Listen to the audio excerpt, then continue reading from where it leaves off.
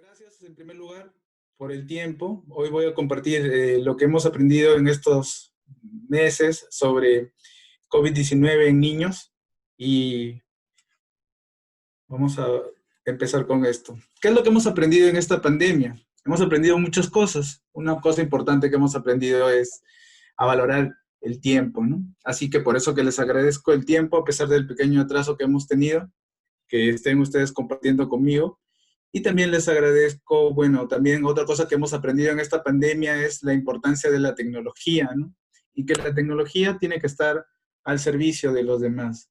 Y yo creo que uno de los mejores ejemplos de esto es Telesalud, que es una fortaleza del instituto y que tenemos que aprovecharla, ¿no? Y que nos encontró felizmente con ya varias cosas instaladas y creo que es una herramienta importante. Hoy día voy a hablar un poco sobre lo que es el COVID en pediatría, en especial la parte de las imágenes. Pero como siempre sabemos, el diagnóstico es clínico y la imagen es un soporte, es una ayuda al diagnóstico, ¿no? Pero el centro de nuestro instituto es el diagnóstico pediátrico, ¿no? Y luego, pues, la que da la parte quirúrgica y todo el soporte de imágenes. Pero recordemos que la importancia del manejo clínico, que es lo más importante. Algunas cosas que hemos aprendido en estos meses. Todo niño es susceptible a una infección. En general, las manifestaciones clínicas en niños son menos severas que en adultos y los estudios de imagen en pediatría aún son muy limitados. En realidad estamos aprendiendo unos meses de esta pandemia y todavía las series de casos son pequeñas. En la última información que he encontrado, aproximadamente 8.500 niños son menores, aproximadamente tenemos 8.500 casos de menores de edad de COVID-19 en nuestro país. Y este es un estudio interesante que se hizo, que lo hizo un grupo de nuestro instituto, ¿no? El doctor Padilla, el doctor Tantelián y Emiliana. Hicieron una proyección de cuántos pacientes íbamos a tener en este año y cuántos probablemente serían severos. Y las cifras son, bueno, son grandes, entonces creo que es importante para nosotros, para nuestro instituto, el conocer qué imágenes vamos a buscar en pediatría. Los objetivos son básicamente dos. Describir cuáles son los hallazgos más frecuentes, en especial en tórax y por tomografía y rayos X, y las recomendaciones para el uso racional de los exámenes de imágenes, ¿no? Es importante que tengamos la imagen, pero sepamos usarla bien, como siempre hemos comentado con ustedes. Recordemos algunas cosas de lo más importante en lo que es la parte de rayos X de tórax. El hallazgo más frecuente, lo más frecuente en la mayoría de los niños se ha encontrado que es un tórax normal. Sin embargo, el mismo día se pueden instalar anormalidades y estas se van a detectar por una placa cuando el paciente se descompense o por una tomografía si es que el paciente llega a descompensarse mucho, si tenemos dudas en el diagnóstico. El hallazgo más frecuente por rayos X es el engrosamiento peribronquial. Este es un hallazgo que es muy frecuente en otras patologías, incluso virales o atípicas, y es muy inespecífico. Pero es importante verlo porque es el hallazgo más común y a veces puede ser difícil de ver para las personas que no están preparadas, que no tienen tanta experiencia en ver imágenes de niños en rayos X. Bueno, acá quiero comentar que la mayoría de primeras series que han venido de China y algunas han venido reportadas por radiólogos de adultos o neumólogos de adultos que no tienen tanta experiencia en ver engrosamiento peribronquial. Pero en las últimas series que ya están hechas básicamente por radiólogos de niños y que hay intervención de neumólogos de niños, hay mucho reporte de engrosamiento peribronquial. La siguiente, más frecuentes son las opacidades en vidrio de ilustrado y las consolidaciones difusas. Menos frecuentes están las atelectasias, el engrosamiento intersticial y el derrame pleural. En los niños con UCI, más frecuentemente vamos a encontrar consolidaciones bilaterales o áreas en vidrio de ilustrado difuso. Y estos hallazgos son básicamente inespecíficos, ¿no? Y son indistinguibles de una neumonía viral. Este es un primer caso que quería compartir con ustedes.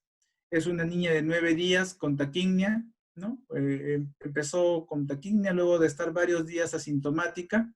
Sus padres tenían COVID-19 confirmado y se observan opacidades en vidrio de lustrado difuso bilaterales. En este caso, las opacidades en vidrio de lustrado son extensas, están en ambos campos pulmonares, como lo podemos ver acá, sobre todo en los ápices, como se pueden ver ahí. Estos, vemos estos cuadraditos en los que debería estar oscuro, como podríamos ver acá, y vemos que hay un compromiso de ambos campos pulmonares en esta paciente de 9 días. Este es un siguiente caso en el que tenemos una niña de 10 años con fiebre, disnea y tos. Y la encontramos con varias imágenes, acá una alteración en las imágenes del lóbulo superior derecho.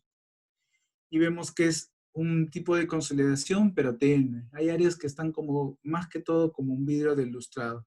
El vidrio del lustrado se define como un área de una opacidad alterada, incrementada, un área de densidad mayor del parénquima normal, pero que no es totalmente blanco, como es el que ocurre en una consolidación. Y vemos que básicamente el problema está acá en el ápice derecho, en esta niña de 10 años, ¿no?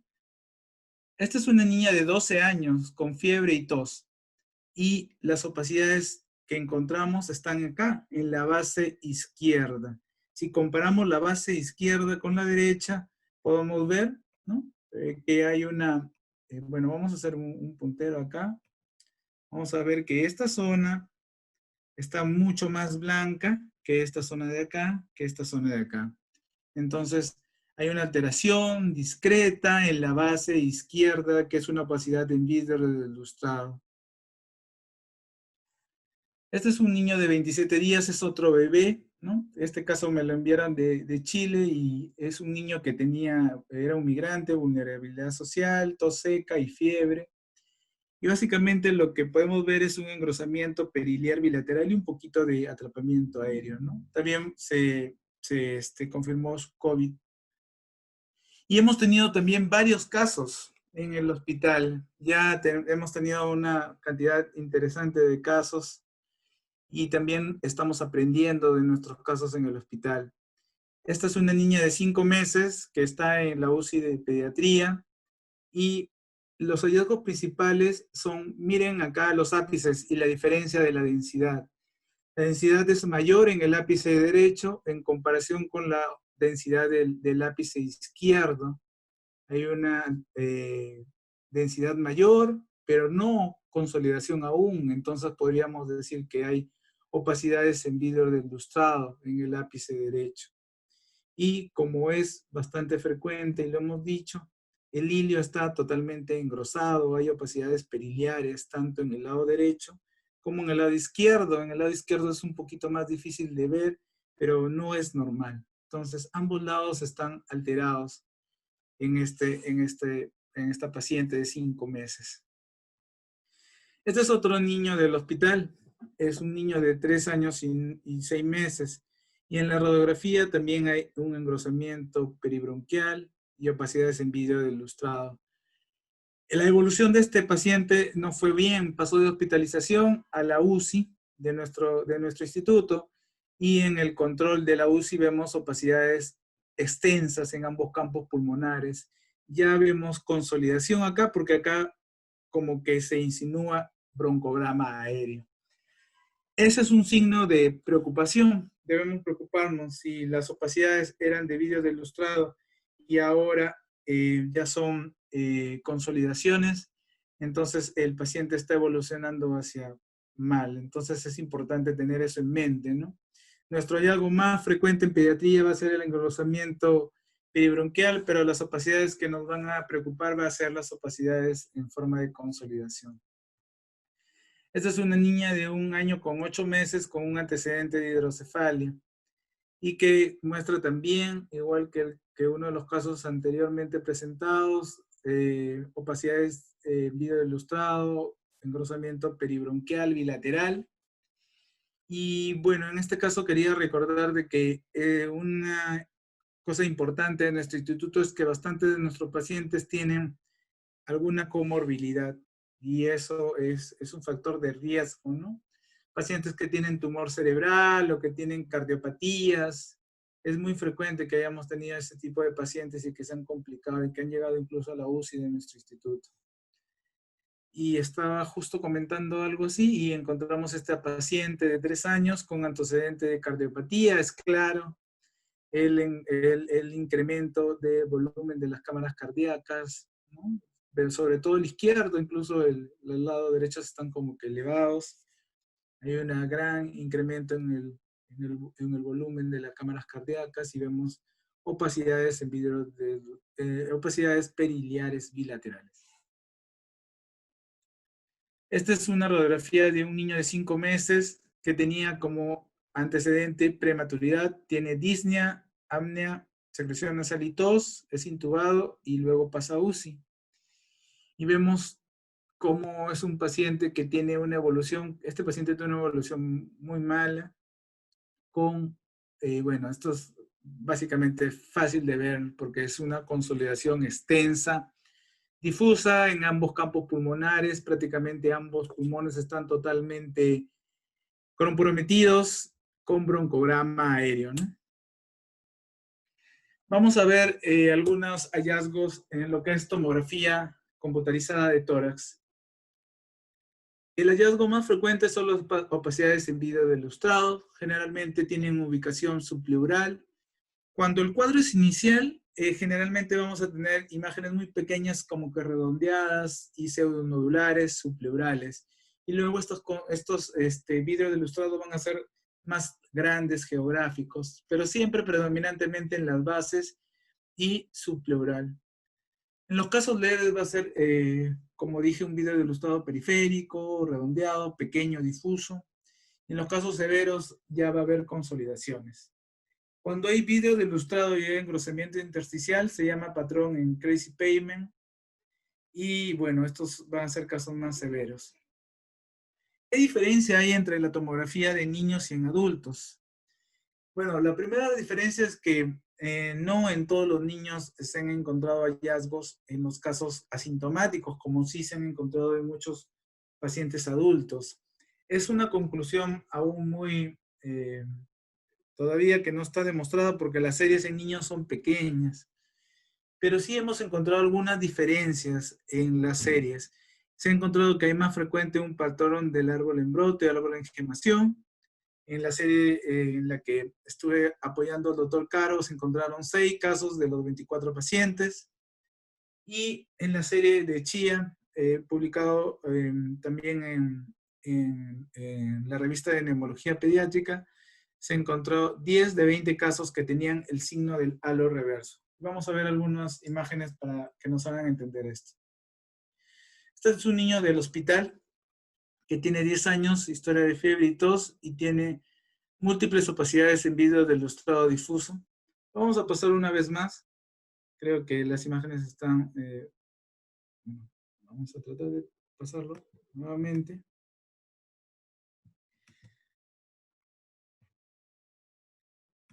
Vamos a ver ahí vidrio del lustrado difuso, subpleural, como en manchas, como pseudonodular. Y también hay algunas áreas de telectasia en la base. Vemos aquí múltiples opacidades en vidrio del lustrado, pseudonodular, a predominio subpleural. Acá un área que ya va más como para consolidación en la base. Recordemos que nuestros pacientes, aparte de tener pues posibilidad de tener COVID, también tienen posibilidad de tener malformaciones, porque es muy frecuente que tengamos eso en los pacientes del hospital. Y vemos este caso que tiene un bronquio traqueal y que también es importante de informar esto para que tenga sus precauciones en los médicos que están a cargo del paciente. Este es un varón de 17 años. Es un varón de 17 años, asintomático, contacto COVID. Vamos a ver de nuevo la imagen. La imagen que encontramos es básicamente en el lóbulo superior izquierdo. Vemos ahí, es una imagen como un área pseudonodular. Y acá vemos un área de vidrio ilustrado. y con un área, no, con un área de consolidación, con un área de vídeo ilustrado como que medio especular, difuso, como un pseudonódulo. Esta es la imagen que se llama del halo reverso. Un nódulo consolidado con un vídeo ilustrado y que en COVID hemos visto que es como que no muy grande, pequeño, subpleural e irregular. Esta es una niña de 15 años con tos, esputo, fiebre y disnea, y vemos acá que la densidad del lado izquierdo, de la base izquierda del pulmón es distinta a la base derecha, y vemos que esto es una opacidad en vídeo ilustrado, lo cual lo corroboramos en la tomografía, ¿no? Cuando en la radiología convencional y que lo vemos con calma, con gusto, es difícil que se nos pase algo que luego se va a ver en tomografía. Creo que en tomografía se ve normalmente mejor, por ejemplo, este tipo de casos en los que las opacidades son muy tenues, son como pseudonodulares, pequeñas en ambos bases, y es un niño de 16 años que estaba sintomático, ¿no? Las tomografías se hacen sin contraste, el contraste no se necesita para ver COVID. Es una niña de 15 años con fiebre, disnea, y vemos opacidades en vídeo ilustrado subpleural a nivel del pulmón izquierdo. En esta paciente, en la paciente anterior, vemos un hallazgo que también hemos encontrado en varios niños, que es el engrosamiento vascular focal. Si comparamos el grosor de los vasos en los ápices y el grosor de los vasos acá en ambas bases, vemos que estos vasos están como engrosados. Dentro de esta afectación sistémica que da el COVID de una vasculitis, es un hallazgo interesante y que hemos encontrado en varios pacientes, incluso en nuestros pacientes del instituto. Este es un paciente del instituto que tenía un mes y 15, que tiene un mes y 15 días, tuvo un PCR negativo, los padres con COVID positivo, y tuvo vídeo ilustrado, difuso en ambos campos pulmonares, con áreas de consolidación en el pulmón derecho. Y encontramos nuevamente este hallazgo. Esto lo encontramos en la base izquierda con unos vasos que se veían más gruesos. Y es una tomografía que se ha hecho sin contraste. Podemos ver el grosor de los vasos de forma, no vamos a ver un trombo, no vamos a ver algo muy fino, pero sí vamos a poder ver el grosor de los vasos con una tomografía sin contraste. Luego de que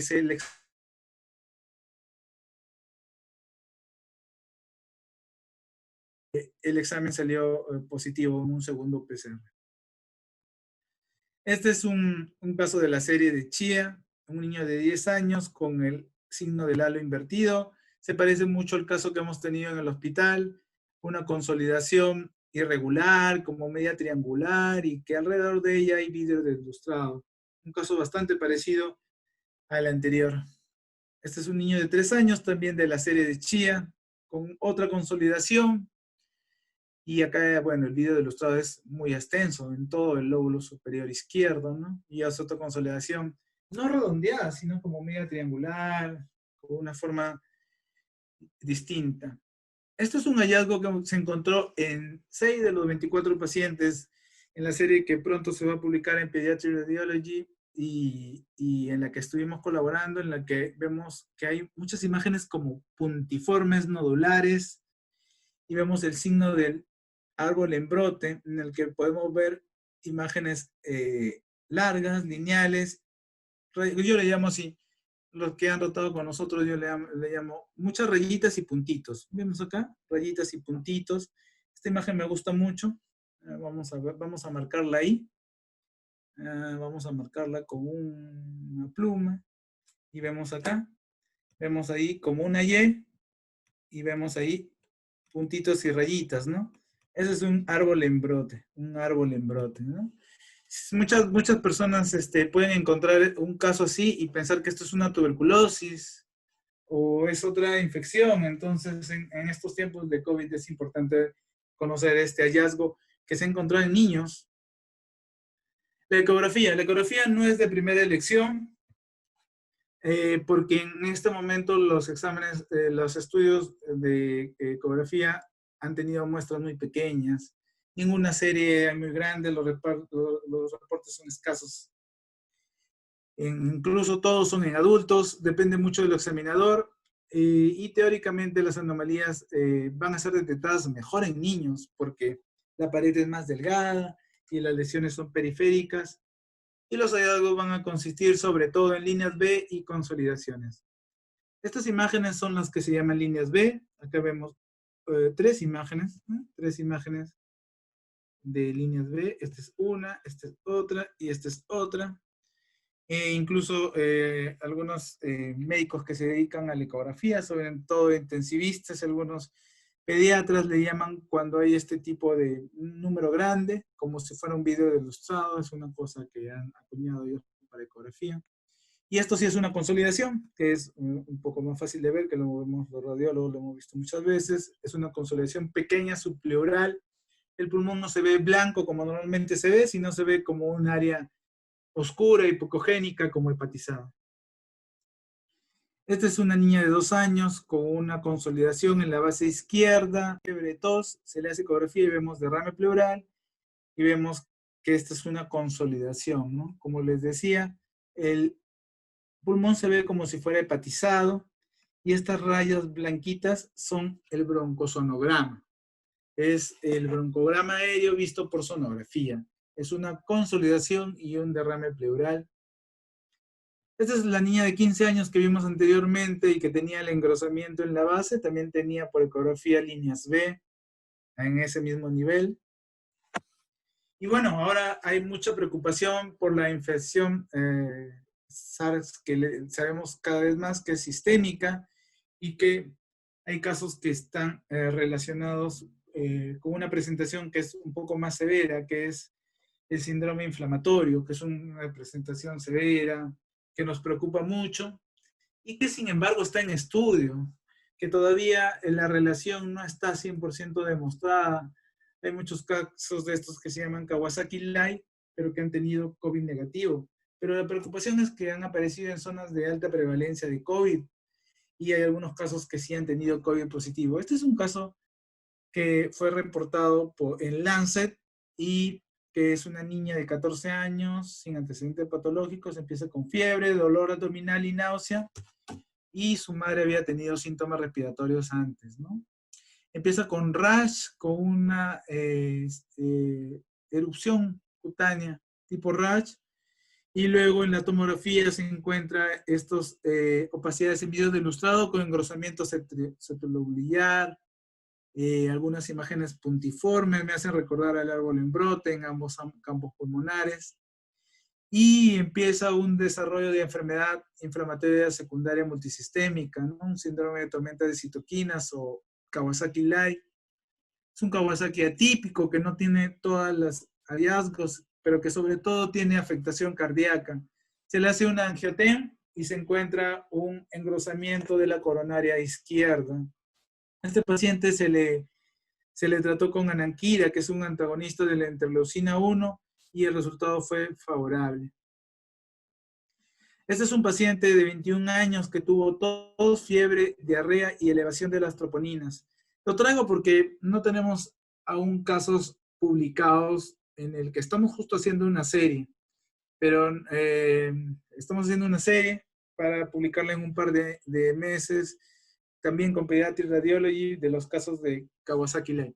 En todo caso, este es un caso de una paciente que tuvo una tomografía normal y que realmente el diagnóstico, porque finalmente tuvo una miocarditis, se hace con resonancia magnética, tal como hacemos en el hospital, en el que hemos tenido algunos casos de miocarditis, tanto del hospital como de otros hospitales, y en el que se puede ver cómo se ve el septum acá negro y acá el septum con acá la pared del ventrículo con mucha captación de contraste, porque es una pared que empieza a tener mucho edema, y es importante tener el diagnóstico porque no tenemos por el momento cómo hacer una biopsia cardíaca, y es muy importante la resonancia magnética cardíaca para el diagnóstico de miocarditis. Ese es un paciente que tiene acá una falta de señal en la vena pulmonar, en la vena femoral superficial derecha, y empieza con dolor en el muslo derecho, ¿no? Vemos en la tomografía que tiene algunas imágenes pequeñas de vidrio del lustrado y finalmente se le hace una angiotomografía, en este caso sí se hace con contraste, como la que hacemos nosotros para los corazones, y vemos una trombosis, ¿no? Es un caso de una afectación sistémica.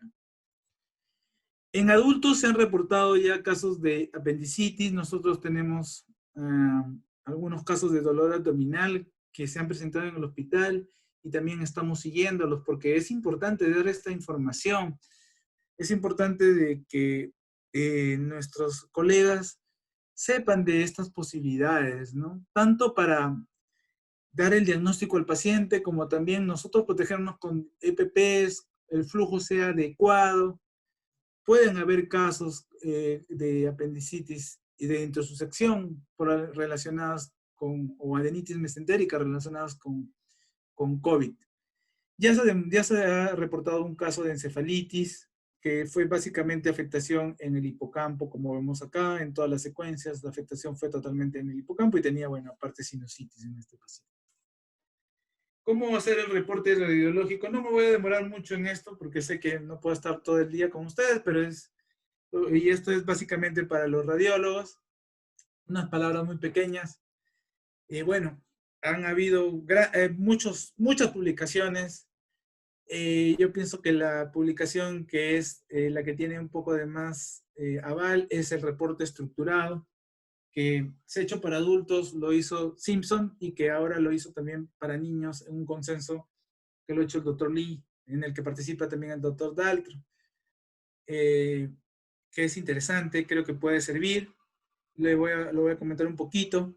También está el Score City Score, que nos dice el porcentaje de compromiso y que también puede ser interesante porque dice que nos puede dar alguna información del pronóstico, especialmente por tomografía en adultos. Y finalmente el CORRAX, que es como una escala similar al VAERAS, al TAERAS, pero que yo pienso que es muy complicada y que todavía no podríamos usar, todavía no está validado con un número grande.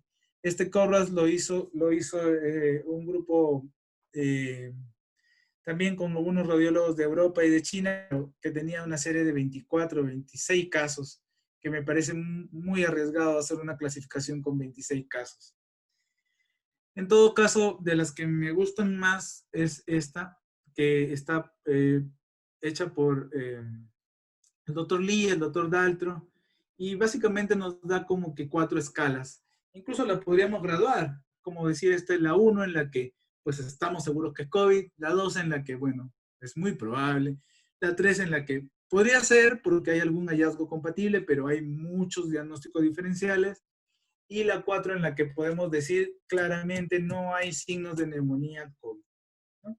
Eso lo voy a compartir con los radiólogos porque es un poco más de nuestra área de radiología y comentarles de que el reporte estructurado tiene algunas personas que están a favor de él porque dicen que de esa forma hay mejor comunicación con nuestros consultores, con los pediatras. Bueno, esta parte me parece es importante y por eso quiero darle un poco de importancia. Las recomendaciones de cuándo y qué hacer, qué imagen hacer en niños. Los exámenes no deben usarse como screening en paciente con sospecha de COVID-19.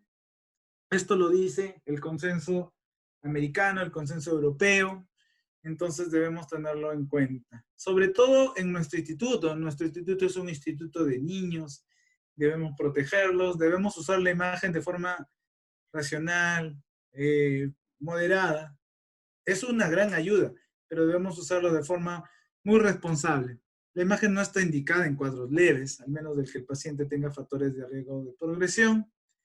Y la radiografía es el examen inicial. La tomografía debe usarse solamente cuando vamos a hacer un cambio en el manejo clínico. En los casos de pacientes con imágenes, bueno, como esto sí es una recomendación, porque también tenemos que tener los pies en la tierra. Podemos tener algún caso en el que se presente muy mal, tengamos dudas diagnósticas y pues estamos en una epidemia de COVID-19. Si el paciente tiene imágenes que parecen COVID, pues en tomografía, entonces es muy importante recordar que se tienen que repetir las pruebas, en especial el hisopado, ¿no? Y se tiene que repetir porque también recordemos que en los niños el rendimiento es menor que en adultos. Por eso que es importante recordar que en un lugar en el que estén las cosas muy, muy complicadas, esto nos puede servir. Control, en general no se recomienda control, tal como en las UCIs no debemos hacer diariamente control porque es mejor hacer diario, se tiene que hacer control cuando hay un cambio clínico, es decir, cuando queremos ver la posición de una línea de soporte vital, cuando el paciente no está mejorando, cuando pensamos en una telectasia, ahí es cuando debemos hacer los controles. Los controles, así como en la UCI, así como en nada, están indicados para que se hagan controles. Y post-recuperación solo debe hacerse en casos muy severos, en casos en los que pacientes hayan tenido un compromiso severo. Muy bien. Este es un cuadro en el que lo hemos trabajado con la doctora Compen, con la doctora Lazarte, y quiero agradecerles a ella por esto, ¿no? Tuvimos también, yo tenía también alguna ayuda y asesoría de la doctora Yaque, con la que también trabajamos mucho. Y bueno, queríamos dar una idea de qué hacer en este momento para cómo pedir las imágenes, ¿no? Si tenemos un paciente que tiene sintomatología leve, pues simplemente no debemos pedirla. Si el paciente tiene asintomático o el paciente tiene leve, no es necesario en casos de niños pedirle una imagen. Si ya la sintomatología es moderada, severa, o el paciente es un paciente que tiene, como en nuestro caso, tenemos pacientes que tienen neutropenia. Entonces, ahí sí creo que es importante usar una radiografía. La radiografía simple de tórax es lo primero que debemos hacer. Si el paciente está estable, pues solamente con radiografía lo manejamos. Si el paciente tiene una evaluación desfavorable, si tenemos dudas diagnósticas, si vamos a cambiar de tratamiento, si pensamos en algo sobreagregado, ahí debemos hacer la tomografía. Y la ecografía nos va a servir sobre todo en los casos de seguimiento. Yo creo que esto tiene un potencial. En el futuro, en el momento, también sería arriesgado, a mi parecer, usarlo cuando no tenemos ningún estudio publicado que tenga una evidencia de su utilidad. ¿Qué mensajes que quiero que llevemos a casa? En primer lugar, que la infección COVID-19 puede ser más leve en niños que en adultos. Sin embargo, los niños pueden dar cuadros severos, como el caso que hemos visto, los casos de síndrome hiperinflamatorio, Kawasaki-Lai. La radiografía de tórax es el método de imagen inicial, en especial en casos moderados y severos. El hallazgo más frecuente, como dijimos, es el engrosamiento peribronquial. Tenemos que verlo con mucha calma, con mucho cariño, con mucha paciencia en nuestras placas, y eso nos va a ayudar mucho. Opacidades en vidrio de ilustrado y consolidaciones también son frecuentes por rayos X. Recordemos que es nuestro aliado, verlo con mucha calma. Me lo mandan a mí por WhatsApp con toda la confianza, como siempre, porque estamos para apoyar. La tomografía debe usarse solamente para casos de cambio en el manejo clínico, en los casos que el paciente esté mal, en el caso que pensamos tengamos duda diagnóstica, tengamos dudas de complicaciones. Y los hallazgos más frecuentes son vidrio ilustrado, consolidaciones, y a diferencia de adultos hemos visto más frecuencia de que veamos signo del árbol en gemación, el halo inverso y el engrosamiento focal vascular. La ecografía aún tiene limitada evidencia, pero yo creo que puede tener un papel potencial en el futuro, sobre todo en el seguimiento para disminuir los costos de radiación y de anestesia, de sedación, que implica la tomografía, el gasto de EPP que tenemos poco justificable, entonces puede ser algo para el futuro. La información de esta enfermedad finalmente es dinámica. El conocimiento del COVID-19 aún está en desarrollo. lo que tenemos hoy es lo que hasta ahora hemos podido aprender, pero yo creo que hay mucho todavía que aprender en el futuro. Básicamente me he basado en el paper que estuve apoyando y que pronto sale en Pediatric Radiology, el paper de Chia, que está muy interesante, el paper de Dong, de Pediatrics, y el paper en el que está el doctor Lee, el doctor Daltro, del consenso. Bueno, yo siempre estoy muy agradecido con la Sociedad Latinoamericana de Neurología Pediátrica, por la que estoy haciendo un trabajo justo de esto, y de la Sociedad Europea en la que estuve apoyando al doctor Caro, que también me ha ayudado con muchas de las imágenes que hemos visto hoy, al igual que la doctora Lazarte, la doctora Compen y la doctora Yaque, con la que estamos trabajando siempre en la más buena onda y sabiendo que es importante. Imagínense cuántas vidas se hubieran perdido más si no hubiera habido investigación y no su enfermedad. Así que quisiera, bueno, si es que hay alguna pregunta, si es que se pueden hacer algunas preguntas para esta mañana. Si es que hay alguna duda, pues estamos siempre al contacto para ayudarlos en cualquiera de estos casos, porque sabemos que las imágenes son, como les dije, muy tenues de ver. En los casos que hemos visto en el instituto, la mayoría de nuestros casos, como los pueden ver, han sido imágenes que al principio pueden ser un poco difíciles de ver, pero hay que verlas con paciencia y para eso estamos. Hay una pregunta sobre el score de severidad. Así que la voy a tratar. Y hay otra pregunta, sí, sobre el score de severidad. Voy a poner mi pantalla. El score de severidad se ha demostrado su utilidad, ¿sí? Sobre todo hay papers en adultos. Todavía no hay papers en niños. Puede ser interesante. Puede ser interesante usar el score de severidad. Sí, acá lo voy a mostrar en mi pantalla. El score de severidad nos dice cuánto está de porcentaje del tórax involucrado. Y hay algunos artículos que han demostrado de que se da un puntaje por cada lóbulo. Se da un puntaje por cada lóbulo. Se da 0, 1, 2. Se saca un porcentaje más o menos. Y hay algunos artículos que dicen que esto nos da una idea de cuánto puede ser el futuro, la mortalidad. Podría ser interesante. No se ha hecho ningún estudio en niños. La serie más grande de niños, la de Chia, tenía 20 casos. La serie que vamos a sacar con el doctor Caro tiene 26 casos. Y en realidad todavía creo que sería muy pronto para decir si es que el score de severidad sirve, pero en todo caso creo que es algo interesante en el futuro de poder trabajarlo. Con un grupo queremos probablemente también hacer un trabajo viendo el score de severidad, si es que podría hacerse con rayos X para los casos de UCI. Creo que también sería interesante ver si es que la placa, si tiene mucho vidrio de lustrado, también tenga alguna correlación con el pronóstico del paciente en la UCI, ¿no? Eso creo que también podría ser interesante. Y bueno, es lo que por ahora tenemos, ¿no? No hay mucho, en realidad. La casuística todavía ha sido bastante pequeña de los estudios que se han demostrado hasta ahora, ¿no? No sé, Silvia, si hay alguna otra pregunta.